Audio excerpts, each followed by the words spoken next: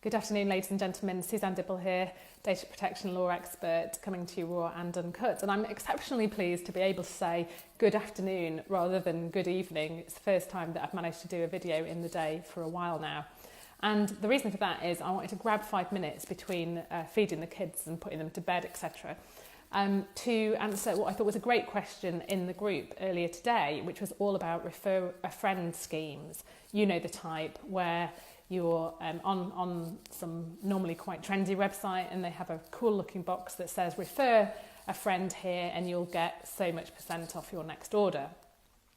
Now, of course, the problem with refer a friend schemes typically is that the friend is giving you the emails of the other friend without that other friend having consented to them doing that, or indeed to you processing the information, the personal data about them.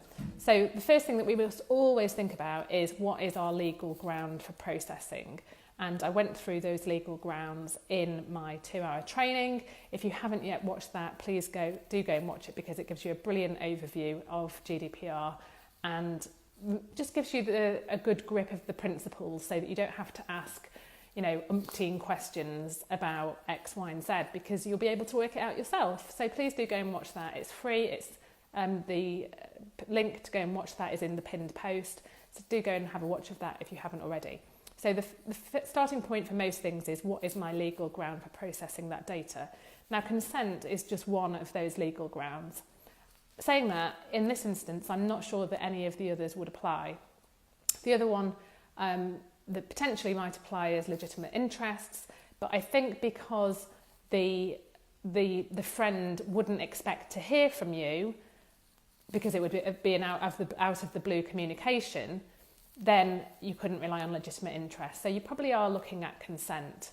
Now, to even send them an email, in theory, you should be getting them consent. So what you actually need to do to make your refer a friend scheme GDPR compliant is that you need to find a way of facilitating the friend to communicate with the other friend. So you could have a bit of software that enables the friend to fill in a form, and then the email is sent from the friend to the other friend, so that you're just facilitating that introduction, if you like.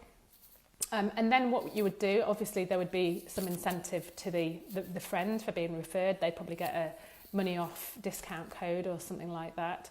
And then once you've, if they fill in that form, the friend that's been referred, if they fill in the form that says, if you sign up for our newsletter, you'll get 15% off your first purchase, or whatever that might be, if they take that first positive action, then it's at that point that you can then email them and say, here is your voucher code or whatever it is.